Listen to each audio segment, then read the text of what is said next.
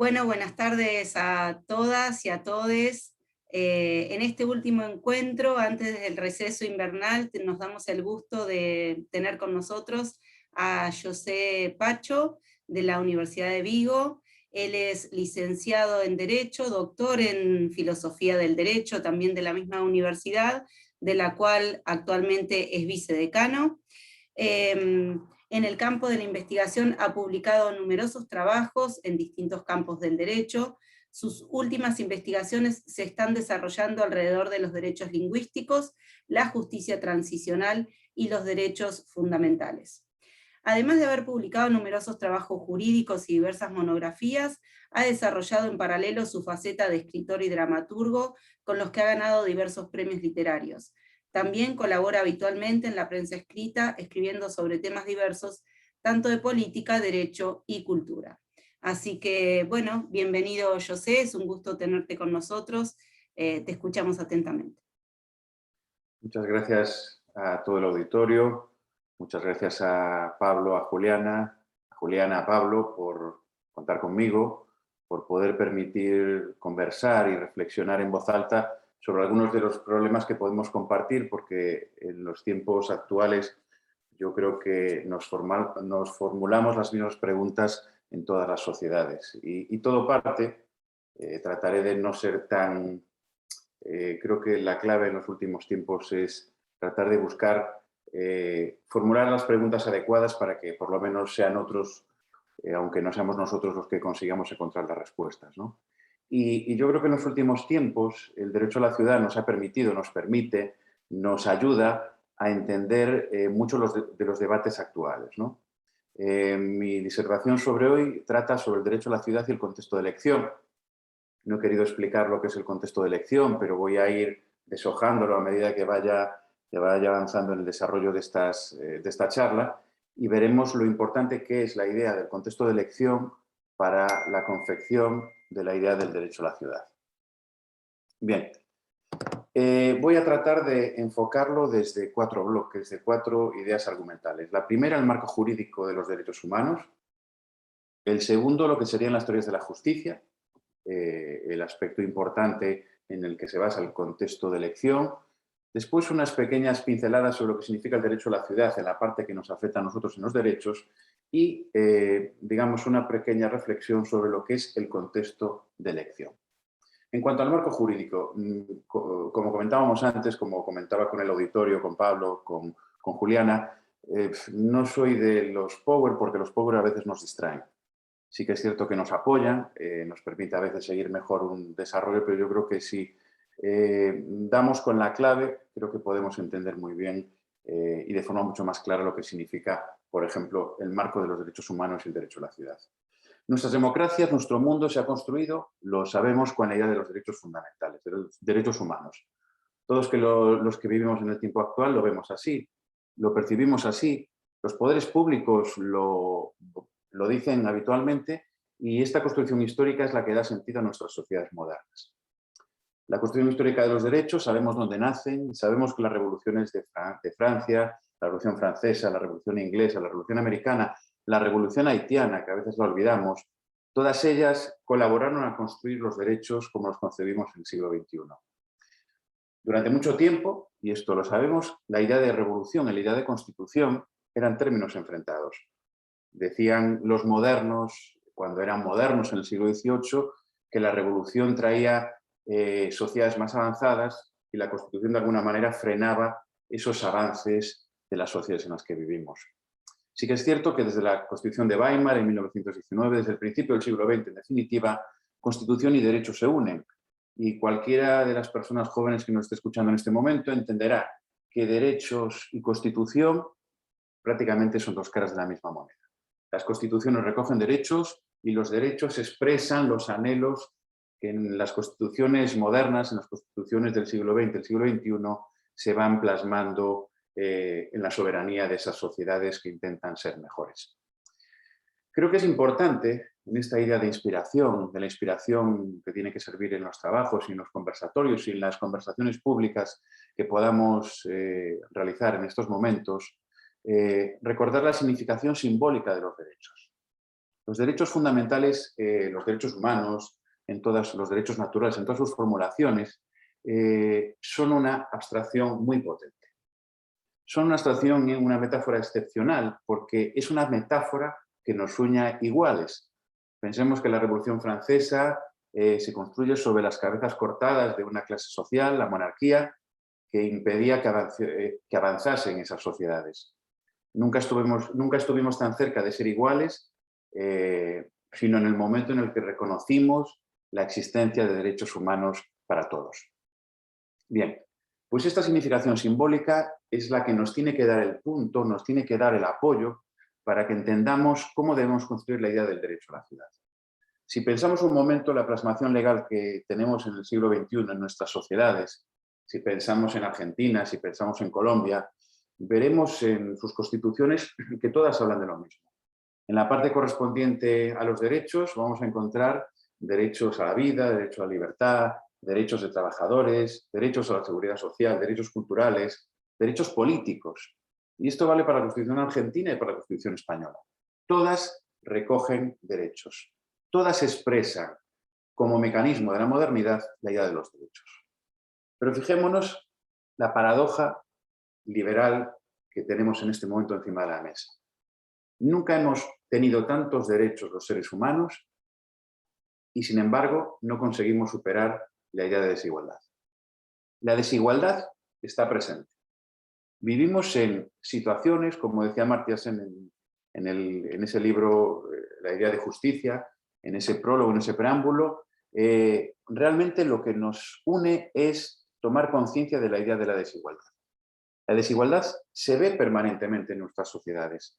Si miramos en Argentina, si miramos en Colombia, si miramos en Estados Unidos, en Venezuela, en España, en Portugal, veremos la desigualdad. Por eso hablamos de la paradoja liberal de tener derechos y, sin embargo, no acabar con la desigualdad. ¿Qué podemos hacer frente a esto? ¿Cómo nos enfrentamos en las favelas de Brasil, en los banlieues de París, en el conurbano, en los lugares en donde realmente existe una desigualdad patente? ¿Cómo nos enfrentamos a esta desigualdad? ¿Damos de comer constituciones en papel a la gente que pasa hambre? ¿Damos constituciones a cambio del derecho a la vivienda? ¿Damos constituciones a cambio de permitir la segregación, de permitir que sigan muriendo negros, mujeres, indígenas, activistas? ¿Cómo funciona esta idea?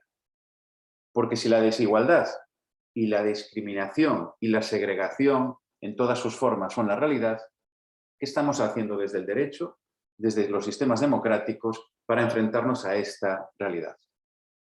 Podemos decirlo, sí que es cierto que nunca, como en los últimos tiempos, ha estado tan presente. Podemos decir que efectivamente la igualdad no es relevante. Esto hace unos años era una barbaridad política, una barbaridad social y una afirmación de mal gusto. Sin embargo, en los últimos tiempos nos encontramos que efectivamente, socialmente y políticamente, hay representantes públicos que reconocen el valor de la desigualdad. Pero bueno, salvando estos casos un tanto excepcionales, o quiero pensar que son casos aislados, producto de una época y de un tiempo concreto en el que estamos sufriendo esto, creo que podemos pensar que todos, en el fondo, asumimos la necesidad de la igualdad y de sociedades que se asienten sobre la igualdad. Entonces pensemos, tenemos derechos, existe desigualdad. ¿Cómo podemos construir la igualdad en el siglo XXI? ¿Cómo las teorías de la justicia han tratado de buscar esa igualdad? Nos reconocemos iguales, nos reconocemos desiguales, admitimos que una democracia moderna, que nuestras democracias, nuestros estados, nuestro siglo XXI no se puede entender sin la igualdad, o no la asumimos. Si observamos, por ejemplo, las teorías de la justicia, como ha recogido ya hace unos años Ronald Dworkin, veremos efectivamente que la igualdad es una constante de todas estas teorías. Desde las teorías liberales, hasta las teorías marxistas, hasta las teorías comunitaristas, hasta las teorías de la ciudadanía, todas defienden como valor último, como valor fundamental, la igualdad. Sí que es cierto que en este sentido yo concuerdo con Kymlicka, con la idea de que efectivamente la igualdad, salvo situaciones excepcionales y extrañas, ideológicamente ocupando espacios de poder, pero nadie cuestiona la igualdad. Sí que es cierto que debemos revisar, debemos interpretar, debemos tratar de comprender en nuestras sociedades modernas cómo se construye o cómo se puede construir la idea de la igualdad. Efectivamente, ya sabemos, y esto creo que todos hemos estudiado desde las perspectivas positivistas clásicas del positivismo clásico, en nuestros códigos, la igualdad liberal. La igualdad liberal que se consigue a través de los derechos. Efectivamente, pensábamos que teniendo constituciones que recogiesen derechos, teníamos igualdad. Paradójicamente, estamos sospechando que la prometida igualdad de los derechos era una promesa a medias. Las teorías liberales defienden la igualdad desde los derechos o desde la elección. Las teorías marxistas defienden la idea de la igualdad desde una justicia compensatoria, desde un equilibrio. En todo caso, lo relevante es que defendemos la igualdad. ¿Y en qué me interesa a mí la igualdad en relación con el derecho a la ciudad? Me interesa en el mismo sentido que interesaban a las teorías de la justicia comunitaristas, a las figuras y a las personas que en las sociedades, desde la Revolución Francesa, con esta expresión que todos conocemos, libertad, igualdad, fraternidad, liberté, égalité, fraternité, entendemos cómo se construyen las bases de las democracias modernas. Las democracias modernas y los filósofos contemporáneos han defendido la idea de la igualdad y han defendido la idea de la igualdad dándole más o menos importancia a la comunidad. Digo la comunidad porque la comunidad está íntimamente relacionado con el derecho a la ciudad. Sí que es cierto, que lo veremos un poco más adelante, que el derecho a la ciudad es una intuición, que hablaremos de Lefebvre, hablaremos de Harvey, pero yo creo que eso es una intuición resultado de esta visión de las teorías de la justicia y esta visión partiendo siempre de la necesidad de sociedades más igualitarias. Efectivamente, los comunitaristas fueron los primeros que dijeron que las cartas estaban marcadas. Efectivamente, el enfoque abstracto individualista, el reconocimiento tradicional de los derechos no era suficiente. En el debate liberal está muy bien tener derechos, pero ¿de qué te sirve tener derechos si no tienes que comer? ¿De qué te sirve tener derechos si vives en un contexto donde no puedes ejercer esos derechos? En otras palabras, y adelanto alguna de las cuestiones que contaré al final, ¿de qué te sirve tener derecho a la educación si vives a 2 horas de un centro educativo? Bueno, veremos que el contexto donde se desenvuelven, donde se desarrollan, donde se implementan esos derechos son fundamentales para entender unas sociedades más justas.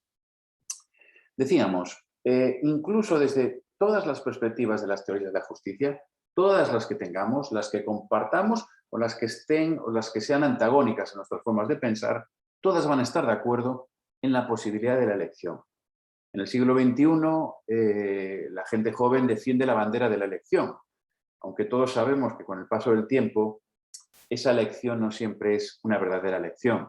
En muchas ocasiones las cartas están marcadas y las cartas responden a segregaciones sociales, culturales, políticas y evidentemente siempre segregaciones económicas.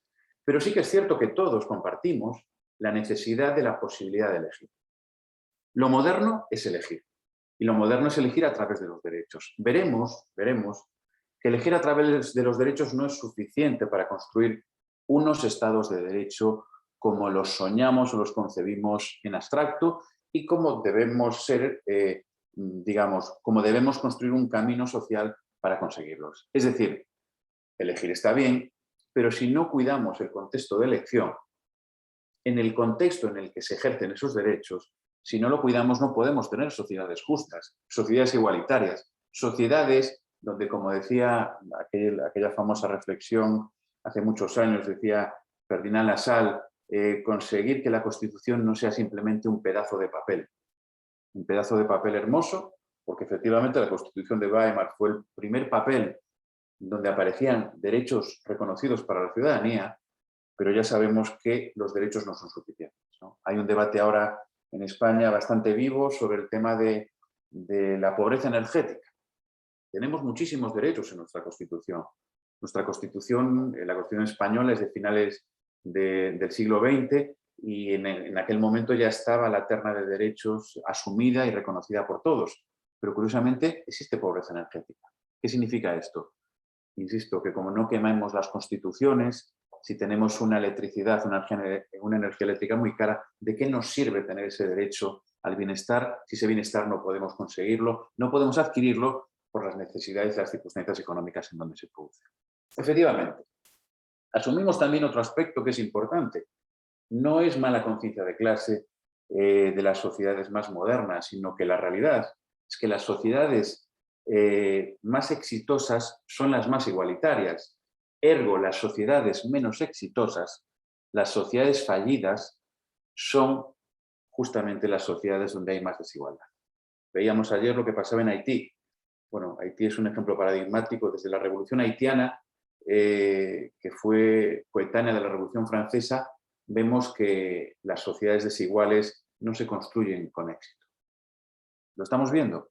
Bueno, pues si queremos una sociedad exitosa, si queremos un Estado de Derecho moderno, un Estado de Derecho que responda a los estándares de la modernidad, tenemos que tener sociedades más igualitarias.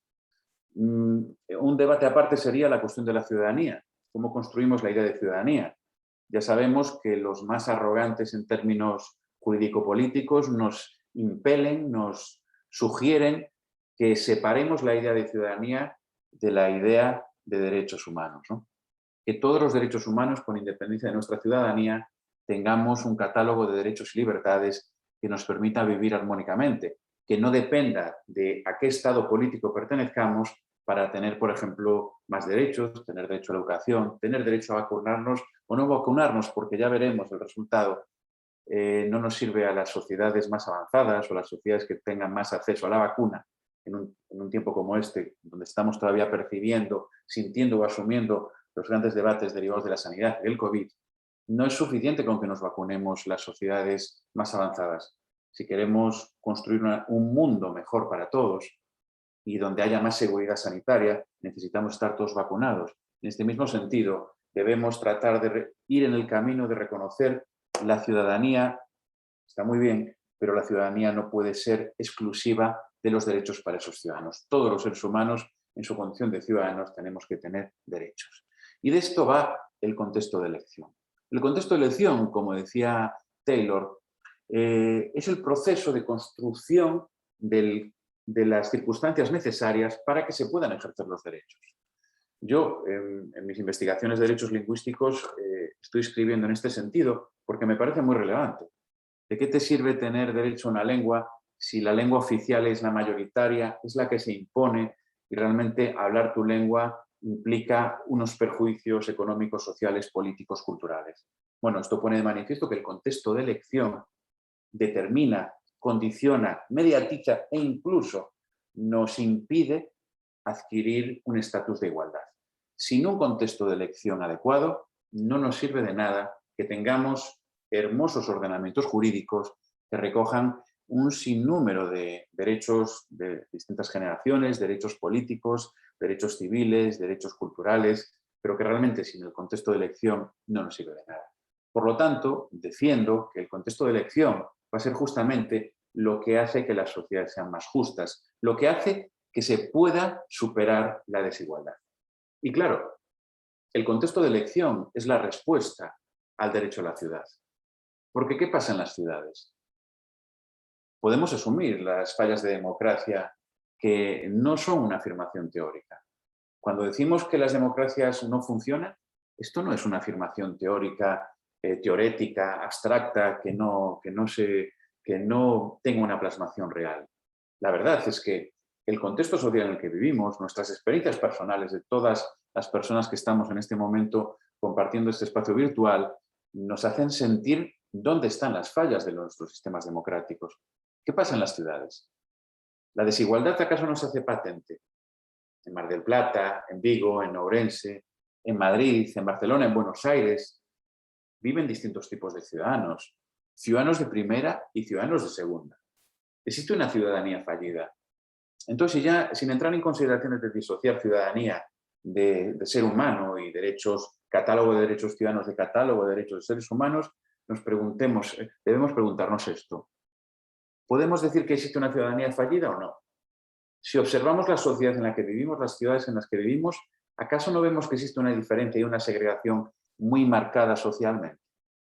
¿Y cómo es posible que esto se produzca si nunca hemos tenido más derechos que en la actualidad?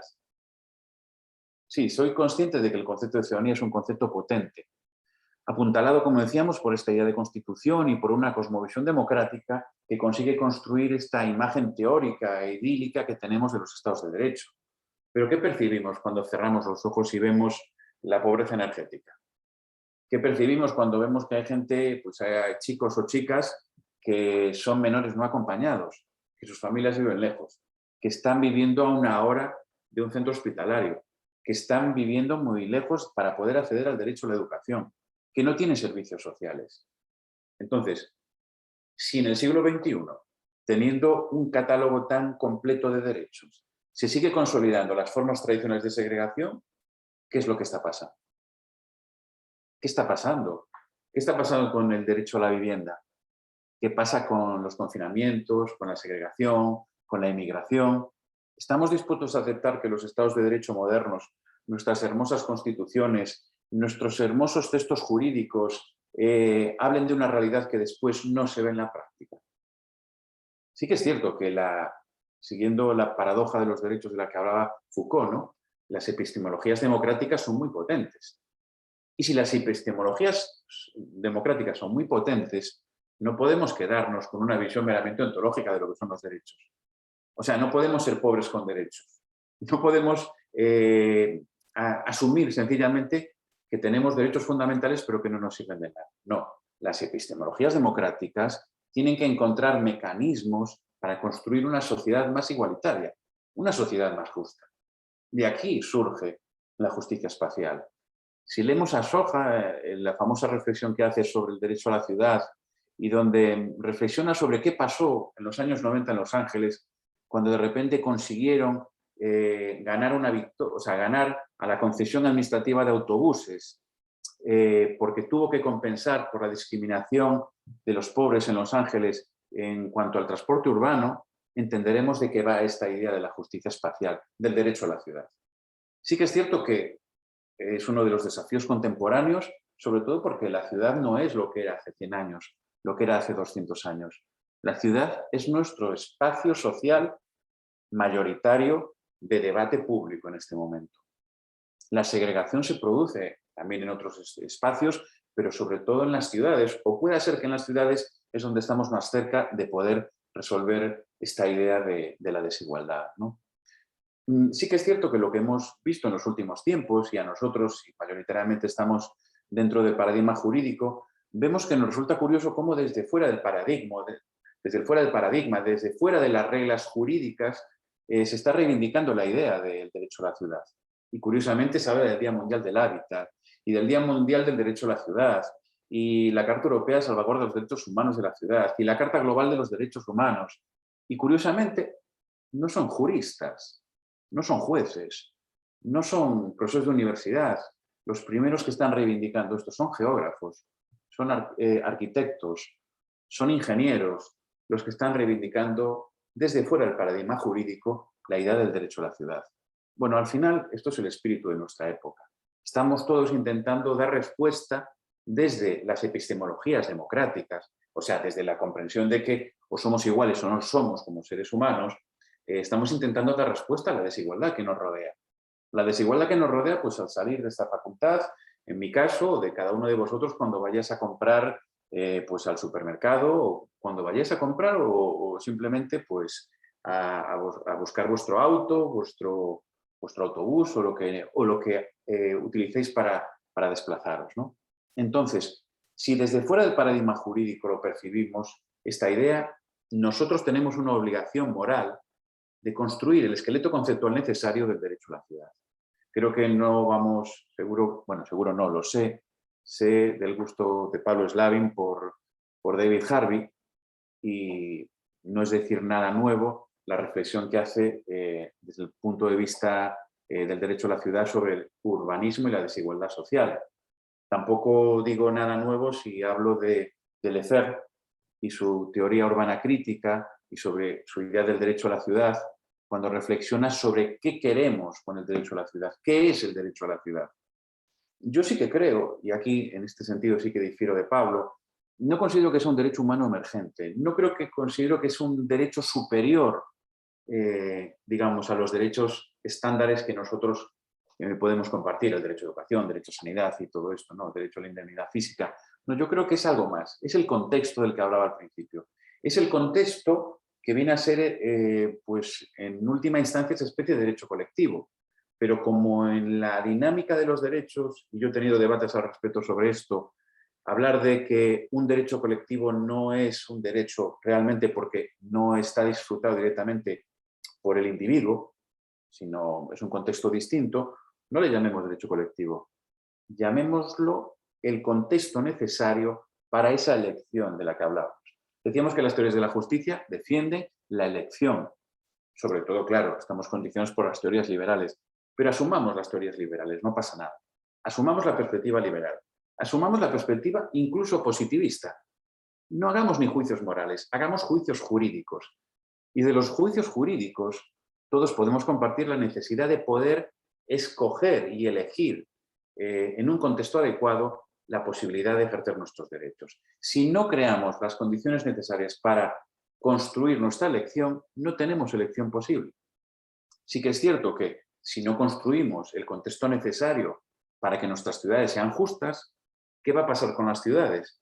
Que van a ser tan justas como hace 100 años, como hace 200 años, como hace 500 años. Y yo creo que este no es el camino de las democracias del siglo XXI. El derecho es importante entenderlo, por lo tanto, desde la defensa del contexto de elección para los derechos humanos. Vamos a dejar atrás las disputas sobre el concepto de derecho a la ciudad, sobre la idea de la comprensión del derecho a la ciudad como un derecho abstracto y teórico, sino vamos simplemente a crear las condiciones necesarias para conseguir que el derecho a la ciudad sea un espacio de debate para acabar con las grandes brechas de segregación social. Sí que es cierto que la segregación social, la diferencia social, está permanentemente presente en todas las comunidades. Pero sí que creo que la ciudad es un espacio donde se visualiza especialmente esta realidad de la lucha social. Sí que es cierto que a nadie nos escapa. Vemos la pobreza en las ciudades, vemos la desigualdad en las ciudades. Por lo tanto, ¿qué tenemos que hacer? Si asumimos que los derechos no son suficientes, si se hace necesario la búsqueda de la igualdad desde todas las teorías de la justicia, si el contexto de elección es el que tenemos que construir para conseguir sociedades más igualitarias, pues lo único que tenemos que hacer es asumir, como planteaba hace unos años Van Paris, otro teórico de la justicia, la idea de buscar la igualdad y el equilibrio económico dentro del derecho a la ciudad. Tratar de defender el individuo en el contexto social en donde vive ese individuo. Sí que es cierto que esta idea es un deber moral, es una decisión moral. Es una decisión moral. Harvey, cuando explica en algunos de sus libros, concretamente estoy pensando en Urbanismo y Desigualdad, habla justamente de esto. Tratar de asumir el derecho a la ciudad como una decisión moral. ¿Qué pasa? Que vuelvo a lo mismo, no sé si es mi formación cartesiana en el campo del derecho lo que me exige más a la hora de hablar de decisiones morales, ¿no? Y por eso me parece muy inteligente la idea de Harvey de desagregar la decisión moral. ¿Y qué hacemos cuando desagregamos la decisión moral? Bueno, traduzcamos el contexto de elección. Vale, tenemos derechos. Vale, hay un contexto de urbanismo y desigualdad. Bueno, ¿qué hacemos?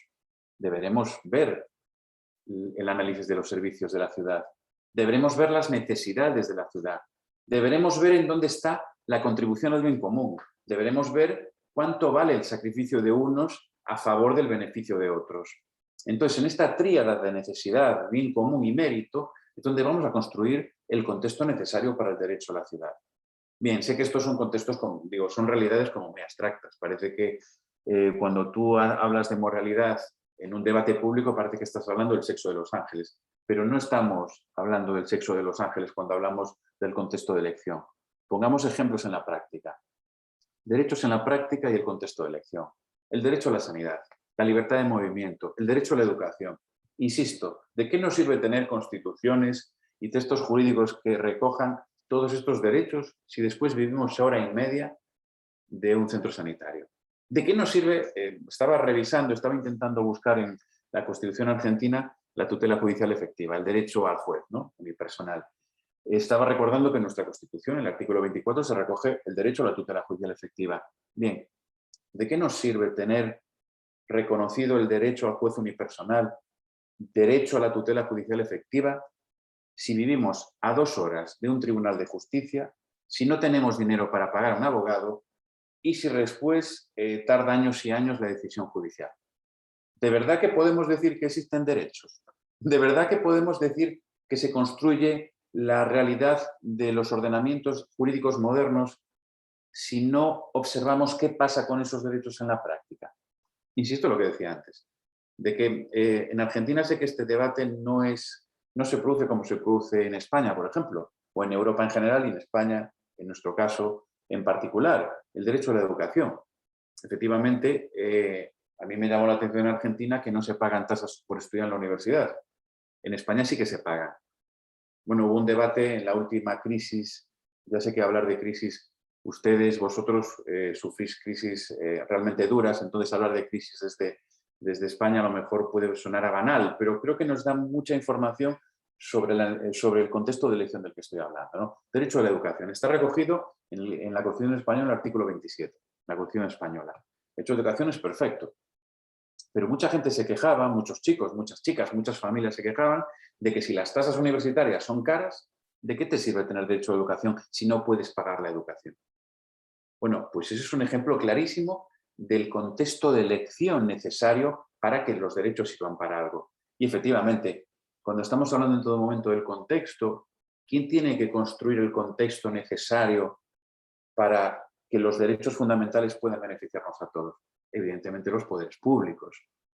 Los poderes públicos que en ocasiones se olvidan de este pequeño detalle. Es decir, los poderes públicos, yo siempre recuerdo, digamos, a Paul Krugman, que no es precisamente un filósofo ni es un jurista, sino que es un economista, siendo tremendamente duro sobre cómo funcionan los ciclos económicos, ¿no? Bueno, los poderes públicos son perfectamente sensibles a los problemas, por lo menos en España, del sistema bancario, del sistema económico en general, de las multinacionales, cuando sufren perjuicios y pérdidas económicas. Pero ¿qué pasa cuando las cosas van bien? Es tan extraño pedir que los poderes públicos pongan las condiciones necesarias para poder ejercer en igualdad o equitativamente los derechos sociales de todos. Insisto, ¿de qué nos sirve, por ejemplo, tener derechos políticos si después, para ser un político, en algunos países tienes que tener una renta económica X, una renta económica Y? Bueno, pues el contexto de elección es lo que va a construir en la práctica realmente que funcionen las sociedades y los estados de derecho modernos. Sí que es cierto que esto, por eso me parece tan importante el contexto de elección y el derecho a la ciudad, porque se hace necesaria una epistemología de los derechos en relación con el derecho a la ciudad. Esto se está debatiendo permanentemente. Si nosotros no tenemos medios, digamos, para vivir en las ciudades, ¿de qué nos sirve vivir en ciudades? Si no tenemos servicios públicos, si los servicios públicos son muy caros, si son prohibitivos y no podemos pagarlos, ¿de qué nos sirve? Pues por eso se hace tan necesario la actuación activa, el posicionamiento activo de los poderes públicos en la defensa del contexto de elección para el derecho a la ciudad. Decir qué derechos se ven afectados en este contexto de elección en el derecho a la ciudad son tan evidentes que cuando los recojo, cuando los pienso, cuando los digo en voz alta, no hago más que ratificar la idea fundamental que inspira esta conversación, este relatorio, que es la idea de la necesidad de crear los mecanismos necesarios para el contexto de elección. Derecho a la vivienda, ¿qué estamos viendo con la gente grande, con la gente mayor en las ciudades? ¿Qué pasa con la gente que tiene discapacidades? ¿Qué pasa con el derecho a la salud? ¿Qué pasa con las familias? ¿Qué pasa con el derecho a la vivienda? ¿Qué pasa con la seguridad social? ¿Qué pasa con la libre circulación?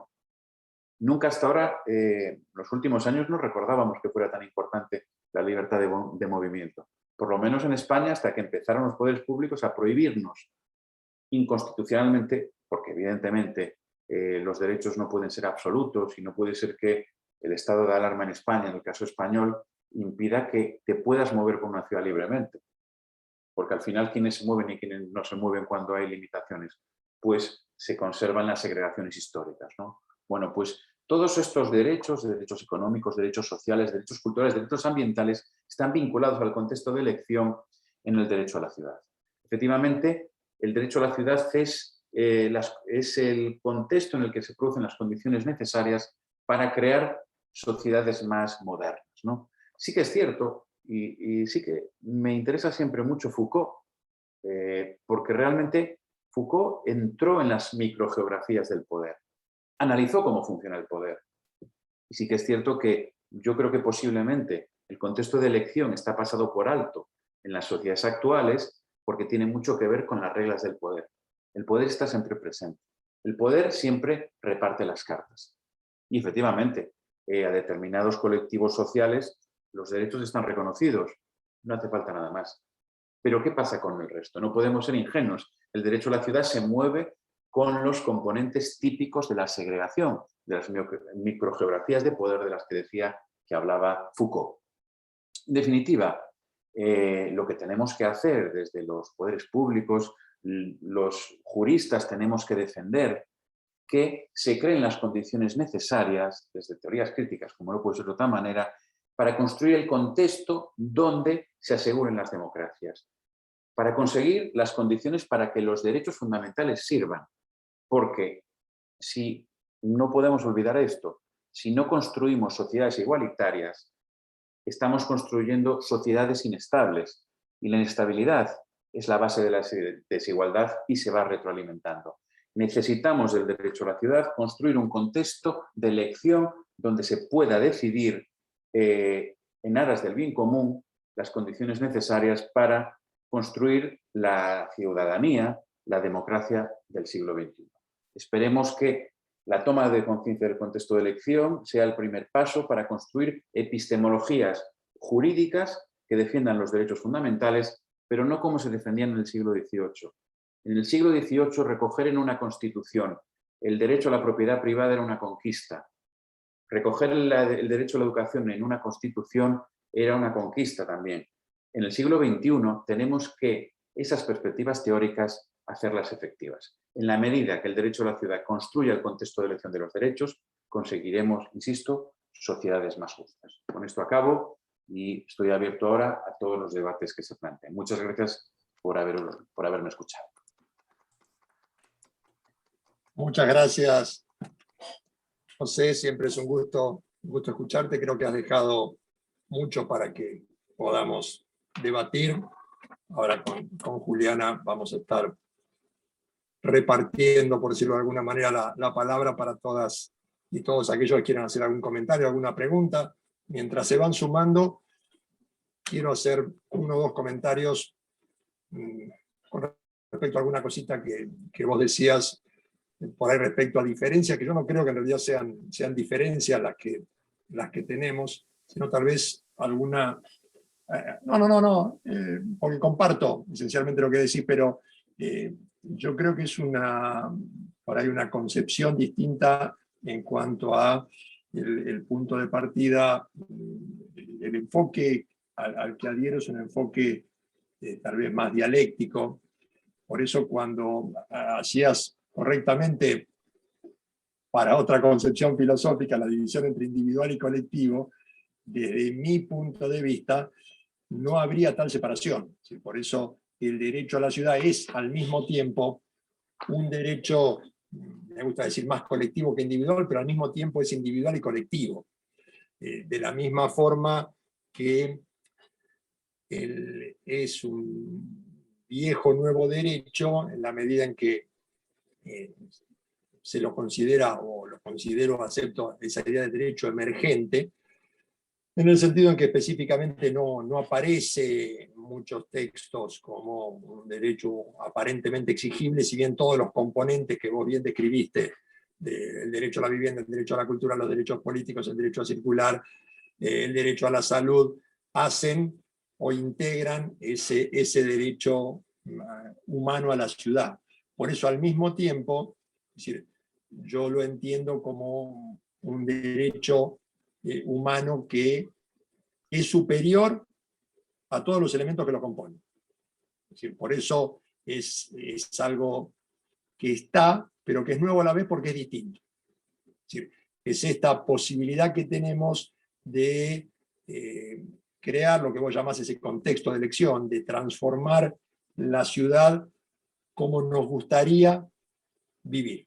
Es decir, por eso, y en ese sentido, es esta concepción dialéctica de la totalidad o la visión holística lo que hace que al mismo tiempo esté hablando de individual y colectivo, de nuevo y viejo, de pequeños derechos y más derechos.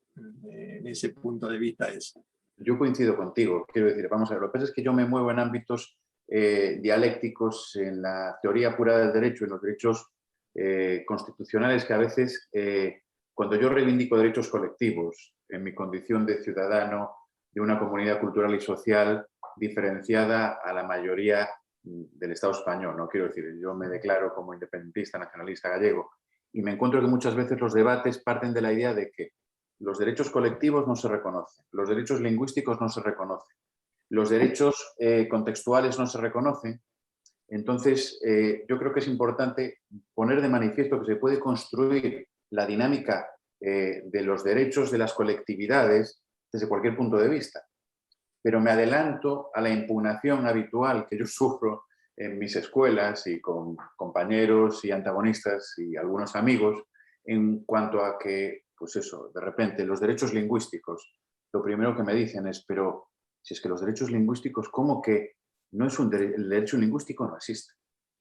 Igual que no existe el derecho de la colectividad a la ciudad. Entonces, en ese contexto dialéctico es en el que yo planteo eso. Efectivamente, Pablo, tú sabes que tenemos la misma concepción de base, que es lo que nos hace cuestionarnos estos aspectos. Perdón. Claro, No. me sumo a la charla. Supongo que haces como una especie de traducción de derecho colectivo, ¿cómo sería eso visto desde un derecho individual? Como la distinción que nosotros manejamos entre derecho operativo y derecho no operativo, que en general se entiende que los derechos económicos, sociales y culturales no son operativos o no son exigibles. ¿Por qué? Porque requieren un desembolso económico por parte del Estado.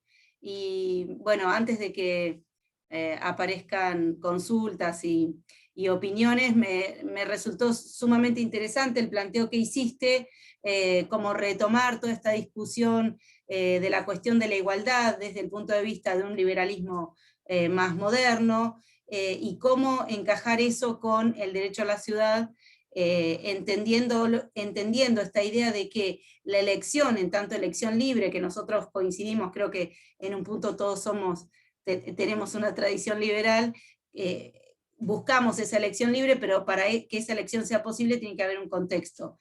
Y yo me preguntaba en relación con ello si esta cuestión de los derechos y de los límites de los derechos no tiene que ver con que estamos en un modelo capitalista, y por más derechos que logremos conquistar, siempre está esa dificultad de alcanzar una igualdad económica plena o mínima al menos, para que esos derechos sean efectivamente gozados.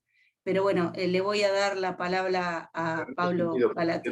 Sí. No, pero Juliana, en ese sentido, sí, permíteme que te diga, porque yo voy un poco más allá también del debate obvio y compartido, por supuesto, el debate de la segregación económica que esté siempre presente, ¿no? Pero yo voy a algo donde lo vemos muy claro, por lo menos yo lo estoy estudiando últimamente, con el mito de la libre elección en el heteropatriarcado, ¿no? Así. Realmente, pues eso, todos asumimos el contexto de elección en el que a la niña, durante mucho tiempo, se le hacían agujeros en las orejas cuando eran muy pequeñas, porque eso era estéticamente aceptable, ¿no? Entonces, y la niña cuando tenía 8 años, en el mito de la libre elección, preferiría tener el pelo largo y después iba a la pileta y entonces era un rollo, pues eso, ponerle tal, pero da igual, porque el niño llevaba el pelo corto y no se agujereaba las orejas, pero la niña sí. Entonces, el contexto de la elección es fundamental. Es decir, el heteropatriarcado condiciona la elección en el tema de las brechas feministas. Claro, si simplemente hablamos de los derechos de los hombres y las mujeres, decimos, no, si todos tenemos derechos. Ahora nadie se le ocurre decir que las mujeres y los hombres no tenemos los mismos derechos o las colectividades singulares no tienen los mismos derechos. Pero el contexto de elección es lo que condiciona, determina y a veces mediatiza esa posible elección. Y por eso creo que el mito de la libre elección está muy relacionado también con esto, con el contexto donde se decide, más allá de que evidentemente la segregación económica es un Dios ex machina que está permanentemente presente, evidentemente, claro. Sí, sí, sí, coincido plenamente, porque es verdad, no es solo lo económico, sino también ese conjunto de creencias que digamos que naturalizamos y adquirimos desde nuestra infancia y que hacen que nosotros podamos o dejemos de poder hacer ciertas cosas o que seamos capaces de elegir dentro de un marco que en parte está predeterminado. Bueno, en realidad fue súper completo, porque lo nombraste a Foucault, digamos que fuiste por muchos caminos. Bueno, no quiero monopolizar, le doy la palabra a Pablo Balatinas. Bueno, muchas gracias por la paciencia. Hoy se termina el ciclo. Quiero felicitar a todos y al expositor, por supuesto. Se habló sobre el derecho a la ciudad, que para mí es algo nuevo. Y si bien en casi todas las presentaciones se mencionan autores como Lefebvre o como el mismo Harvey, no estoy al tanto de su crítica hacia el racionalismo de Le Corbusier en la reconstrucción de Francia, o este título del neoliberalismo como construcción creativa que nos proponía Slavin. Pero respecto a la exposición de hoy, encuentro bastante similitud con la de Ballesteros de León, la anterior de México, de mérito de la Universidad de México, en la cual hablar de derechos humanos de alguna manera nos eximiría de tener que hablar de ideologías. Y pienso que en España hoy, aún existiendo democracia, aún existiendo un gobierno, si se quiere, de tinte socialista, o una constitución de las que se denominan avanzadas, nos llegan imágenes donde la fuerza pública, nada menos que la fuerza pública, a palazos trata de repeler a una marcha del orgullo gay, de hecho han matado a un homosexual. Vemos en los estadios de fútbol que cuando la pelota la toca a alguien que tiene un tinte un poquito mestizo, le tiran bananas o hacen sonidos culturales como si fueran monos. Tienen partidos que dicen, ¿por qué tenemos que mantener un niño de otros estados cuando esos mismos niños eran los que venían hace no mucho tiempo a nuestro país, procedentes de España? Con lo cual me parece que las ideologías siguen plenamente vigentes, como cuando escribió Norberto Bobbio Derecha e Izquierda, dice, y escribo esta obra en particular a mi diccionario para que nadie se dé por aludido que esto ha sido superado. Sigue estando plenamente vigente. Y si bien el hincapié se hace sobre tres valores fundamentales esgrimidos en la Revolución Francesa, de libertad, igualdad y fraternidad, bueno, estas ideologías no los ven desde el mismo punto de vista. La derecha, de hecho, se niega a utilizar el término igualdad y lo corrige con el término equidad, que no se le parece ni por aproximación, porque equidad es tratar igual a los iguales. Quiere decir que es cierto que estos tres valores son fundamentales, pero la escala con que las tratan las ideologías, que son las que en definitiva van a ver si se plasman o no en la sociedad, son distintas. Nosotros tenemos un populismo que piensa en el término fraternidad como fundamental, tratar al otro como un hermano, la patria es el otro. Tenemos un socialismo, un comunismo, una izquierda que sigue pensando que la igualdad es prioritaria y saca China en los últimos 40 años a 800 millones de personas de la pobreza, pero la derecha no esgrime la igualdad como un valor fundamental. Su valor es la libertad y a su vez una libertad extrema que hoy dice salgamos a la calle a tomar cerveza y comer berberechos porque no nos pueden privar el derecho a circular, así haya colapsado el sistema sanitario. Así que me gustaría pensar en los derechos humanos atravesando las ideologías, me gustaría pensar en una evolución, pero no veo a España, no veo a la derecha derechizada que se está imponiendo en el mundo como un avance en este valor que podría pensar en los años 60, 70, podría pensar en un Brasil con todos autos Volkswagen, los autos del pueblo, mucho más cercano a este valor de lo que estamos hoy. No sé qué piensa el expositor. Gracias. Gracias. Coincido. Lo que yo creo que y me obsesiona mucho últimamente, la idea de tratar de construir dentro de las... No quiero ser un pesado con empleando dentro del paradigma jurídico. ¿Por qué? Porque muchas veces parece que manejamos intuiciones, esto lo he hablado muchas veces con Pablo Bonorino sobre la ideología y la decisión judicial, parece que manejamos todos intuiciones extramuros del derecho, pero lo importante es cómo podemos esas intuiciones, ese compromiso social, el compromiso ideológico fuera del derecho, introducirlo dentro del derecho.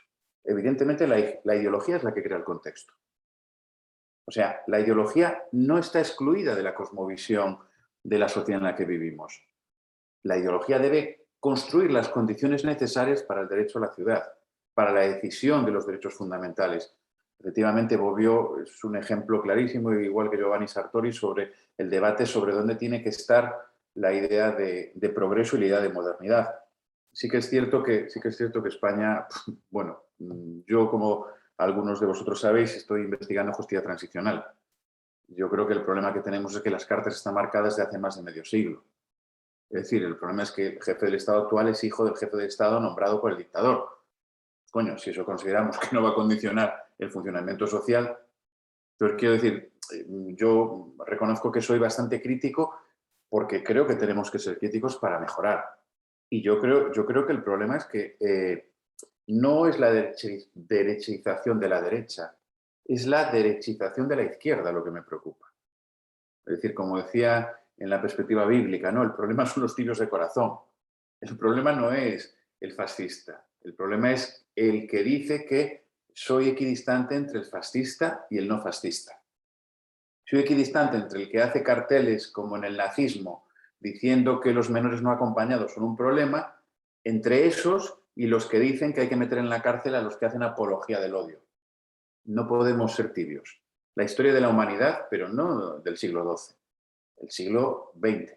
Solo tenemos que mirar lo que pasaba en 1929 en la República de Weimar, en el estado más avanzado del mundo, en el país más avanzado del mundo, en el estatuto jurídico más moderno. Si hubo un estatuto jurídico moderno, fue el de Weimar. Y fue en el contexto en el que se produjeron los crímenes más atroces de los últimos 200 años, en el nazismo. El nazismo. Bueno, lo tenemos hace 100 años. Sí que es cierto que en este momento yo creo que o eres parte del problema o eres parte de la solución. No hay más. Y creo que tenemos que inspirar epistemologías que defiendan los derechos. Las ideologías son respetables todas las democráticas, ojo, todas las democráticas. Hacer apología del nazismo no es una ideología aceptable, eso es otra cosa. Pero todas las ideologías son respetables.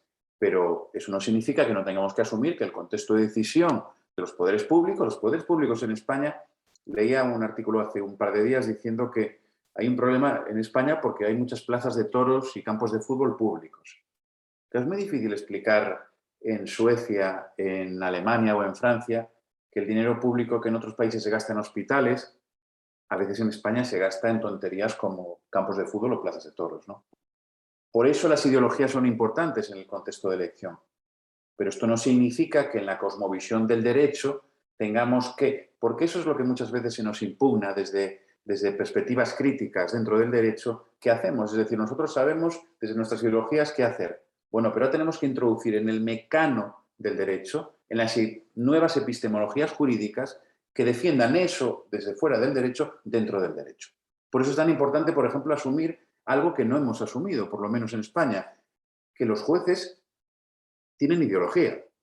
Y cuando la Audiencia Provincial de Madrid dice que ese cartel que se parece peligrosamente a los carteles de la época del nazismo son aceptables socialmente, tenemos que tomar conciencia de dónde está ese poder judicial y someterlo pues a fiscalización, a control. Pero bueno, no quiero ser un pesado, ya he hablado demasiado, perdonad.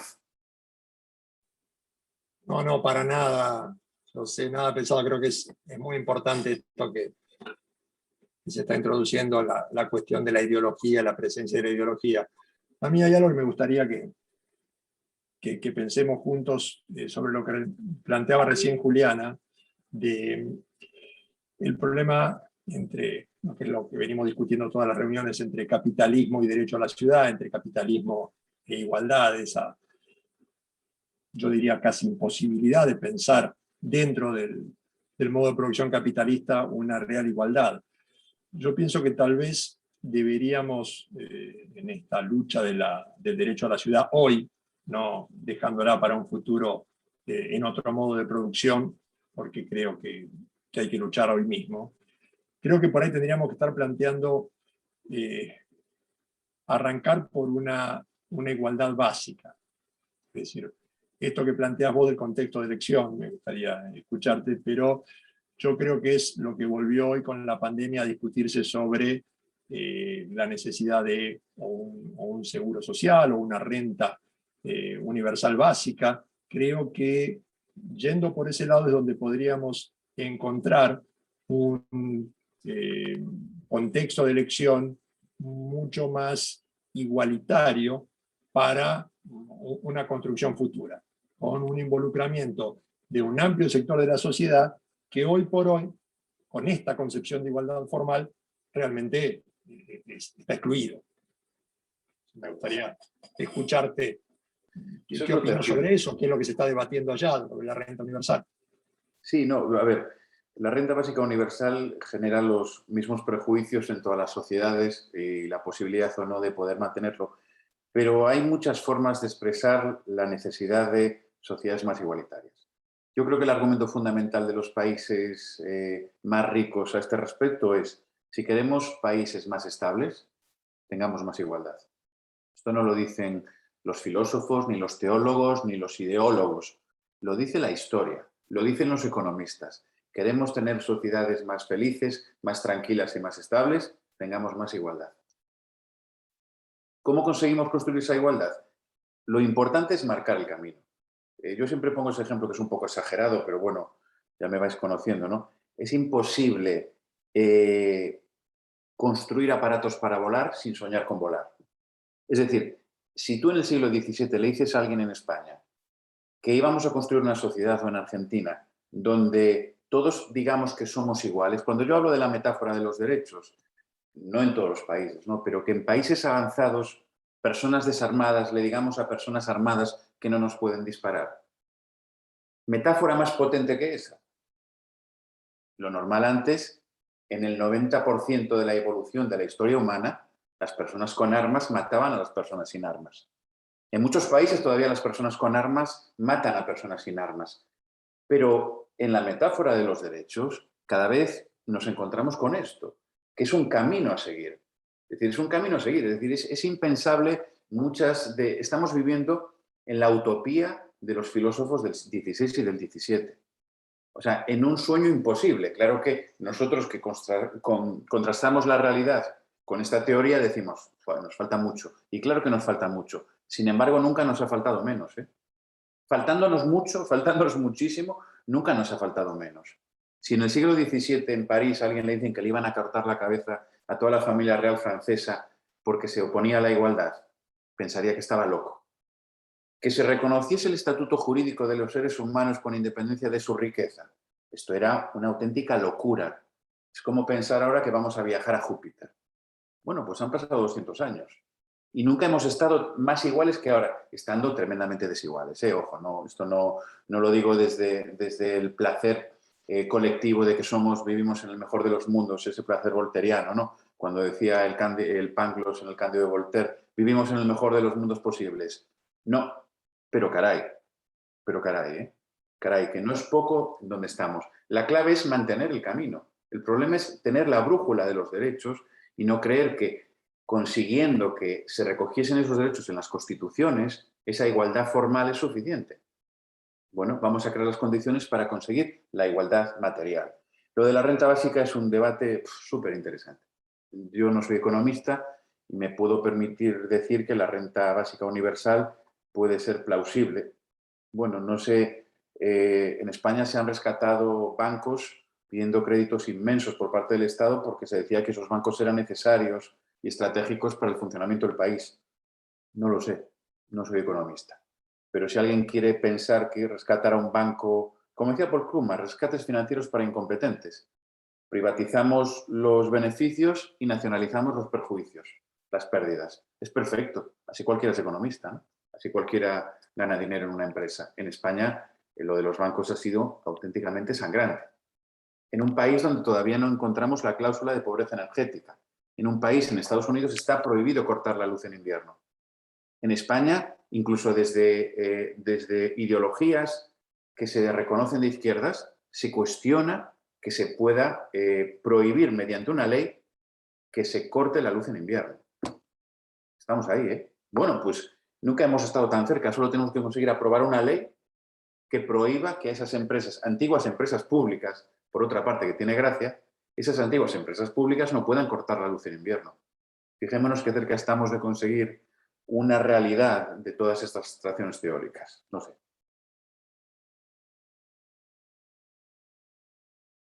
Tengo muchas preguntas y muy pocas respuestas. Todavía tenés cierta fe en el derecho, eso es súper interesante de pensar. Bueno, porque, tener fe es creer en lo que no se ve. Claro. Yo prefiero dirigir mi fe hacia el derecho que mi fe hacia, no sé, hacia mis equipos de fútbol, por ejemplo. No, sí, pero digamos, esta rememoración histórica de lo que ha sido los derechos de las revoluciones burguesas me parece interesante como para ponerlo en perspectiva, porque es cierto, a veces uno hoy piensa que, digamos, nos falta muchísimo, pero en comparación hemos logrado bastante. Lo que pasa que tal vez visto desde nuestras sociedades de Latinoamérica es un poco más difícil, un poco más duro que en Europa. Creo que esa perspectiva tal vez es la que nos pesa un poco. Seguro que sí, seguro. Perdón, no tengo derecho a volver a intervenir, pero podemos buscar un caso actual, porque por momentos usted dice la igualdad es justo, un mundo igualitario, y después dice, pero además de ser justo es conveniente, como si fuera seductor el argumento de que si no somos igualitarios, nos pegamos un tiro en la espalda. Y no es una cuestión de Latinoamérica o Europa. Pensemos en algo tan actual como las vacunas, ¿sí? Si la variante Delta, otra variante, porque no tiene dinero para comprar vacunas, aunque las produce la India, nos va a dañar a todos, empieza todo de nuevo. Pero ¿qué pasó con las vacunas? Te las vendo si tenés dinero, pero primero nosotros. Si no tenés dinero, no te la vendo, y si otro me la paga 10 veces más, se la vendo primero a él, aunque tenga un contrato contigo. Quiere decir que en la actualidad, con el tema de la vacuna, que es un tema global, porque el virus no entiende de estados, ni de naciones, ni demás, si estamos cerca de la igualdad, no parece. Perdón. Mira, Pablo, si me permites el comentario, yo hablo esto con una amiga profesora de Derecho Mercantil, que debe ser lo contrario a ser profesor de Derecho Constitucional, de Teoría o Filosofía del Derecho, y la única abstracción más potente que la de los derechos es la del papel moneda. Que te den cosas a cambio de papeles de colores es una abstracción súper potente. Pero yo creo que dentro de unos años se reirán de esa época en la que la gente recibía cosas por tener papeles de colores en las manos. Pero yo creo que esto es como todo, ¿no? Tenemos que tirar, si el arco está ahí, tenemos que tirar hacia el arco. Si tiramos para allá, seguro que nunca llegamos. Entonces es bueno tirar hacia allá. Por lo menos sembrar para que sean otros los que recojan. Porque nosotros seguro que eso no lo veremos. Pero quién sabe, ¿no? Yo creo que con las vacunas y buenas terapias podemos llegar a estar más cerca de verlos, ser más longevos. Sí. Ahí Aldana, que es alumna de primer año, plantea muy interesante que obtener nuevos derechos no tiene que ser un tope, siempre se deben agregar más.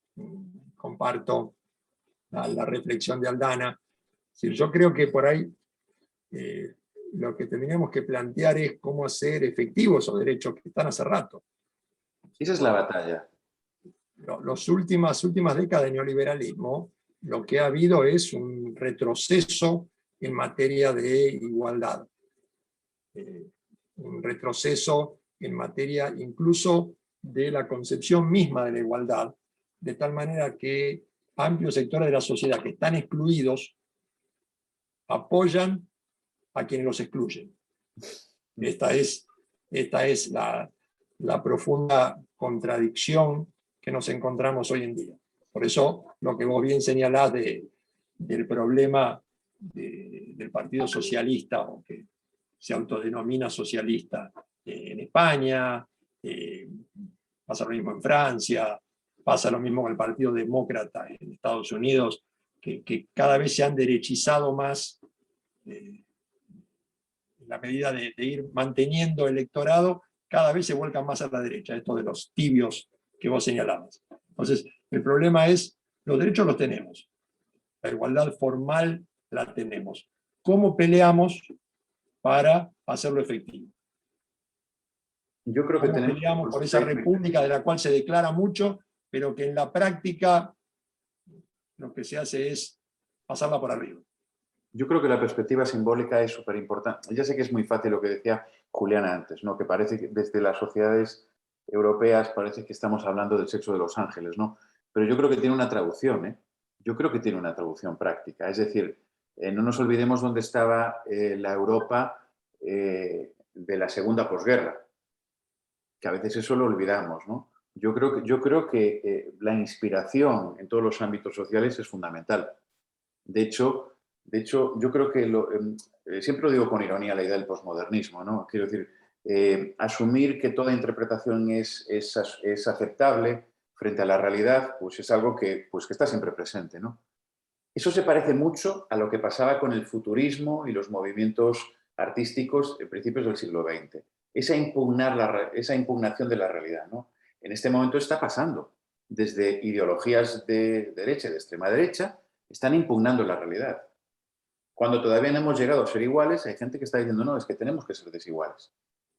Entonces sí que es cierto que yo creo que tenemos que entender que este es un debate permanente. Este es un debate permanente. Cuando estaba escuchando las reflexiones de Juliana en una de las charlas sobre esta investigadora francesa, sobre la familia, sobre el tema del sorteo, de la participación política y tal, justamente me estaba recordando esto, ¿no? Yo creo que esas epistemologías de las que tú hablabas aquel día son súper tóxicas, con perdón, ¿eh? Digo, tuve suerte de no estar en directo porque entonces no podía intervenir, ¿no? Pero mira, aprovechando, lo que dice Pablo, me recordó un poco eso. Esas epistemologías son súper tóxicas. Es muchísimo mejor asumir que el sorteo va a hacernos más iguales que reconocernos desiguales para ser iguales. Pero la realidad es que si dejamos el sorteo, el mundo que se construye a través del sorteo, hay una expresión de Román Paladín en castellano que lo explica muy claro. Yo creo que es un error. Yo creo que es un error. Sí que es cierto que si eres multimillonario y tienes que elegir, posiblemente sea mejor hacer un sorteo. Pero yo prefiero que me opere un médico, ¿eh? Yo, personalmente, prefiero que me opere un médico. Oye, que a lo mejor me opera un tío, una tía y son buenísimos y no son médicos. Pero ojo con la perspectiva esta, porque yo creo que viene del mismo lado, el posmodernismo, ¿eh? De impugnar las bases de la modernidad, que yo creo que es cierto y en el arte lo comparto completamente, en la perspectiva literaria artística, impugnar las bases de la modernidad es fundamental. Pero ojo con la modernidad, estamos liquidando la modernidad, como decía Bauman. ¿Qué alternativa tenemos? La barbarie. Bueno, O tenemos otros derechos... Perdón. Ya que me tiraste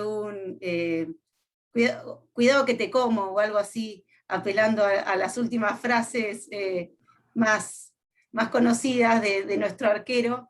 Sí, en realidad es un debate súper interesante esta cuestión del sorteo y de que en alguna medida impugna la idea de la política profesional.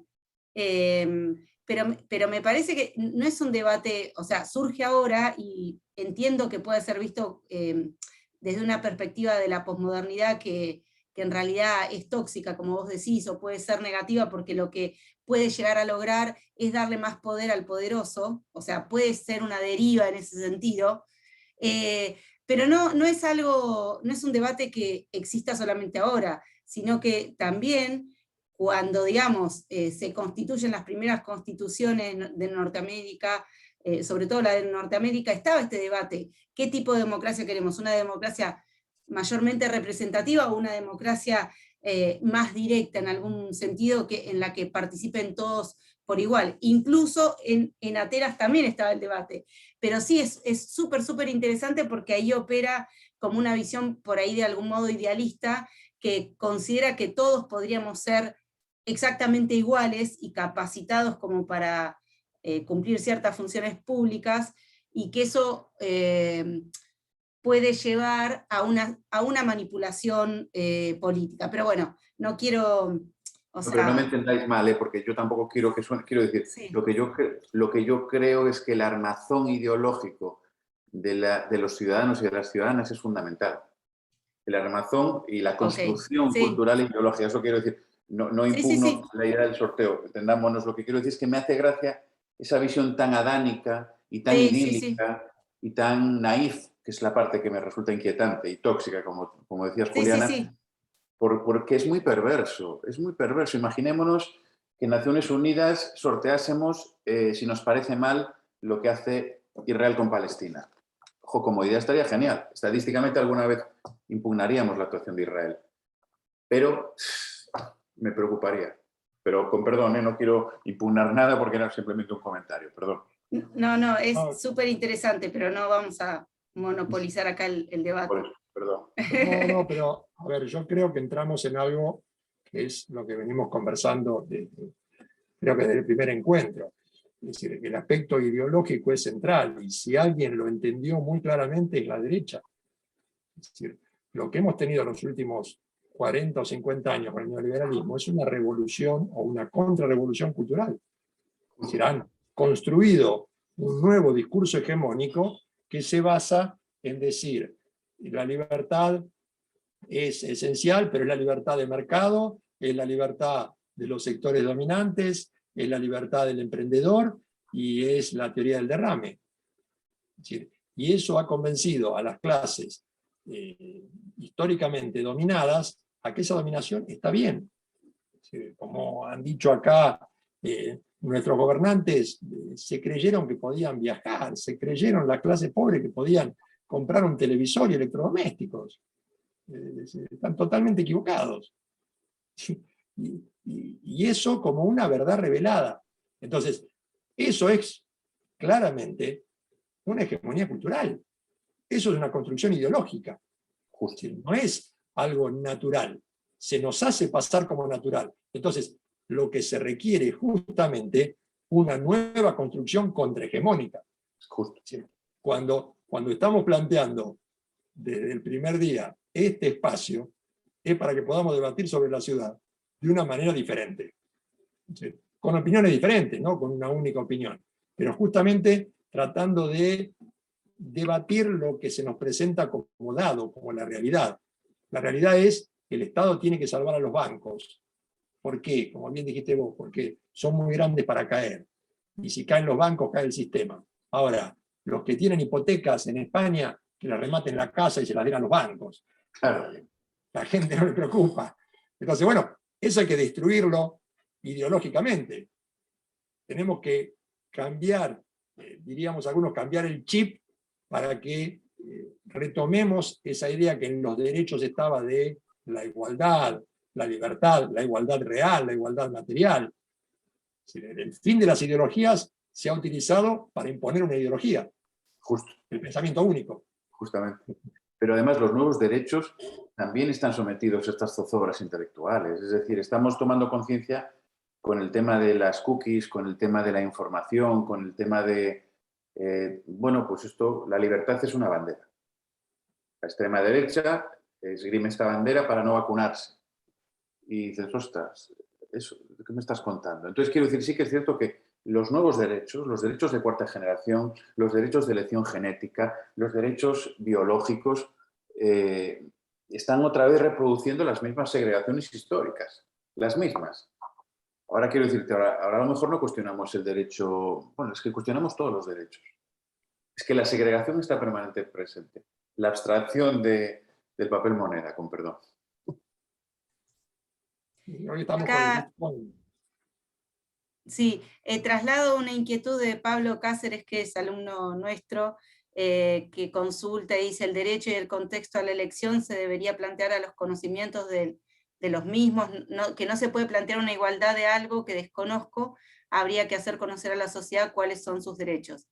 No sé, Pablo, si querés ampliar tu inquietud por... Sí, buenas tardes. Hola.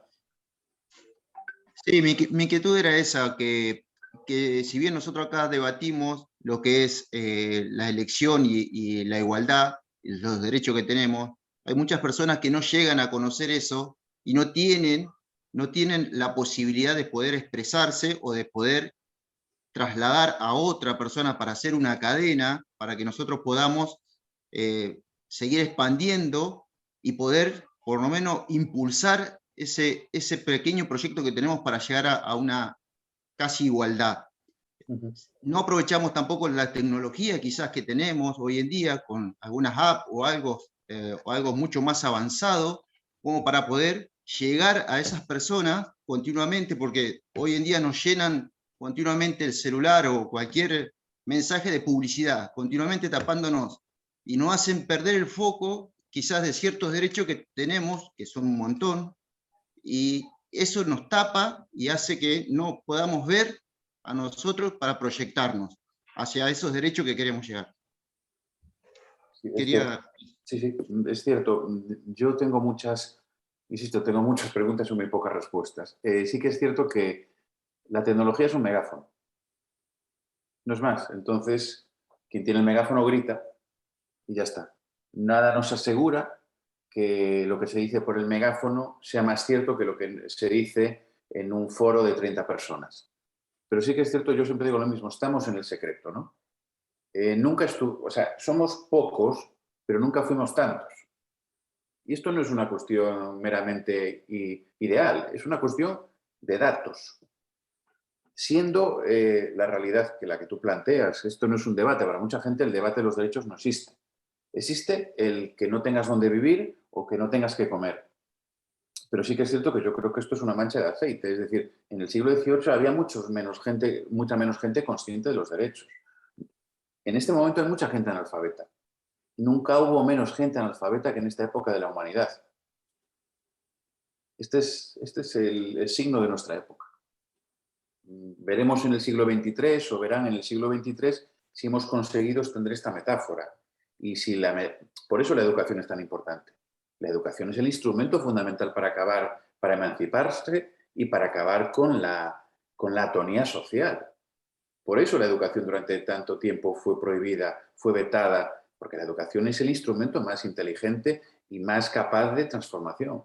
Y el problema es que las transformaciones no se producen a través... Sí que es cierto que si queremos acabar con la monarquía, lo mejor es cortarle la cabeza a un rey o a una reina, que estamos muy modernos últimamente. Pero la realidad es que el mecanismo más efectivo de la revolución son las microrevoluciones. Cuando hablamos de Foucault parece que estamos hablando de un filósofo. ¿Qué va? ¿Qué va? Foucault decía dónde estaba el problema y tú veías que ahí estaba la solución. Si a ti te dicen que quieres cambiar el mundo, cambia tu realidad. No necesitas ganar, no necesita ni Inglaterra ganar el sábado, o Italia, ni Argentina o Brasil ganar el domingo. Simplemente el seguro máximo de cambio es que nosotros tengamos una intervención directa en nuestros entornos concretos. Ahora, eso sí, espera que a lo mejor tardarás en verlo. Pero bueno, la historia de la humanidad cuenta esto.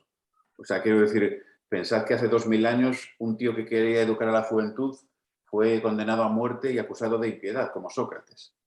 Bueno, fijaros cómo tuvo que ser la cosa que 2000 años después, en un conversatorio virtual, estemos hablando de cómo asesinaron hace 2000 años a un tío que quiso educar a la juventud. Bueno, mientras recordemos esto, seguiremos avanzando. Que serán otros los que vean los avances, posiblemente. Pero la vida es de los audaces, ¿no? Como decía el otro.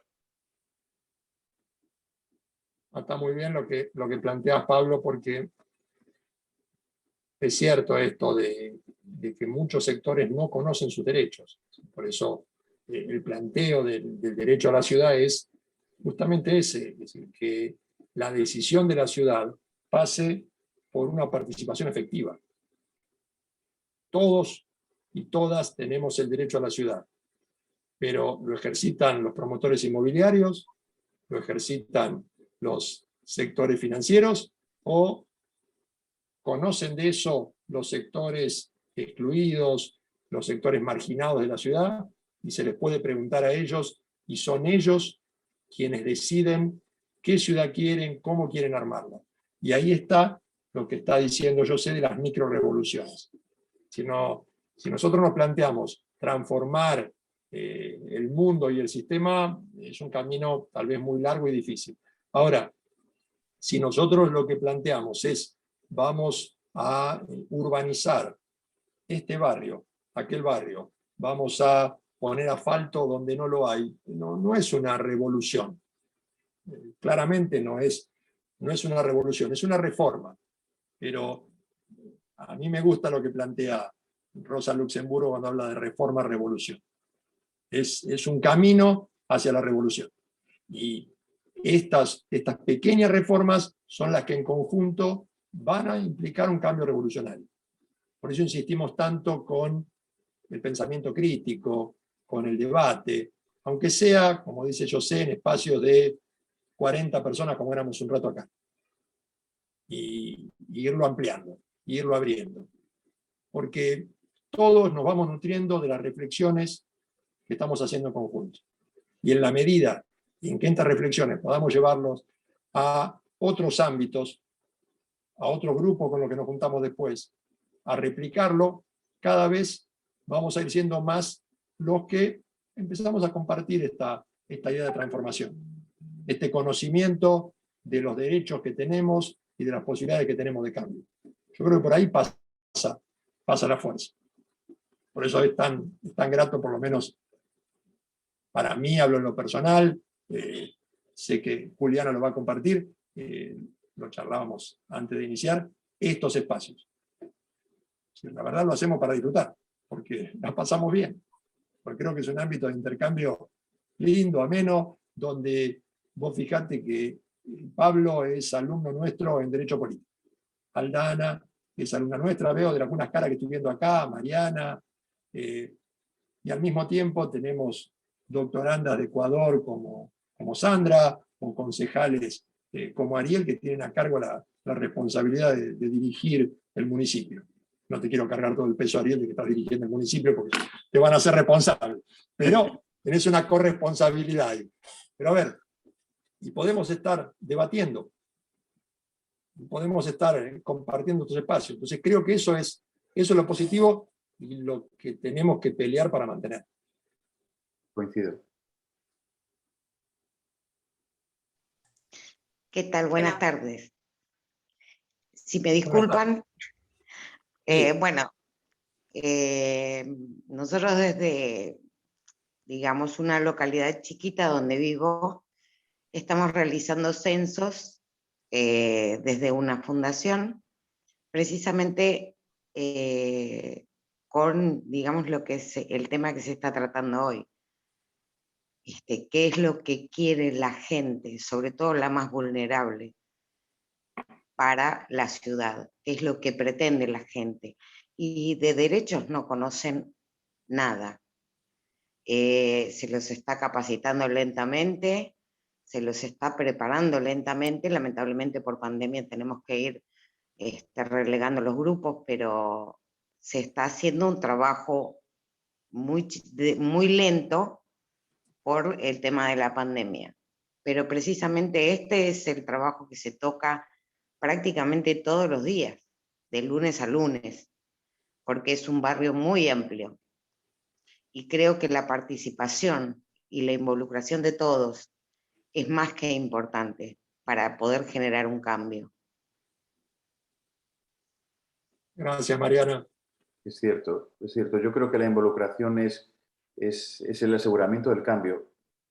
Sí que es cierto que al final, si, por lo menos aquí, ¿no? En la relación que encuentras con la gente joven, ¿no? Sí que encuentras una cierta apatía, una cierta distancia, ya no sé si cultural, social, y no hablamos de cultura en sentido, digamos, estándar, sino en sentido de conocimiento del mundo, ¿no? Que no tiene por qué venir en los libros, sino viene en la experiencia de vida, ¿no? Y sí que es cierto que yo creo que la gente, los chicos, las chicas, cada vez son, bueno, no sé, a lo mejor es el espíritu de esta época, no lo sé. Pero sí que es cierto que yo creo que la clave es, y sin exageraciones y tal, pero yo creo que o eres parte del problema o parte de la solución. O colaboras y coadyuvas modestamente, en la medida de las posibilidades que tenemos cada uno en nuestros ámbitos, o nada. Nada. Pero sí coincido con esa percepción. No sé si alguien más tiene alguna pregunta. Ya se van acercando las 9 de la noche en Vigo, ¿no? Sí, sí. Tenemos... Sí, son las 9 menos cuarto. Aquí hace, a ver, Vigo es la zona más occidental de Europa, con lo cual en Barcelona ya es de noche, en París es mucho más de noche y en Berlín más, pero como estamos en la zona más cercana a América, por eso se emigró tanto desde Vigo a América, por eso todavía sigue haciendo sol como si fuesen las 4 de la tarde. Pero en breve empieza a oscurecer. reitero lo que dije antes de empezar, sana envidia en este momento, la venganza la tendremos en enero. Debo insistir, yo he visto nevar en Mar del Plata. Bueno, si no hay más preguntas y todo, quiero ante todo darle nuestro agradecimiento, un fuerte aplauso para José. Abrimos los micrófonos y lo hacemos. Abrimos los con micrófonos. La verdad, gracias por acompañarnos. José fue quien abrió estas jornadas el año pasado, este seminario permanente, que justamente tiene esa idea permanente, porque esto nació y esperemos para poder quedarse. Ahora entramos en un breve receso de invierno para nosotros, de verano allá del otro lado del charco, y vamos a estar retomando en septiembre, pero antes de eso tenemos otras actividades, tenemos jornadas, vamos a estar brindándoles información permanentemente de las actividades que vamos llevando adelante. Y no sé, Juliana, si vos querés cerrar con algunas palabras. Simplemente agradecerle a José, que siempre es tan lindo escucharlo, sobre todo por lo que dijiste, esta idea de generar preguntas. Tal vez uno no tiene respuestas, pero es súper importante generar preguntas interesantes, novedosas, que nos hagan pensar, y bueno, creo que con Pablo coincidimos en que la idea de este seminario es precisamente eso, volver a hacernos viejas nuevas preguntas, y tratar de encontrar respuestas entre todos, porque entre muchos cerebros pensamos mejor. Así que, bueno, agradecerte, y supongo que irás a cenar, y al resto de los que nos acompañan también agradecerles muchísimo estar presentes. Es muy enriquecedor escuchar sus ideas, sus propuestas, y sobre todo compartir el espacio. Así que, bueno, por mí nada más. Un abrazo muy fuerte. Gracias a todos. Gracias, Nos cuídense viendo. mucho. Salud. Que anden bien. Muchas gracias. Hasta luego. Adiós. Gracias, hasta luego. Gracias.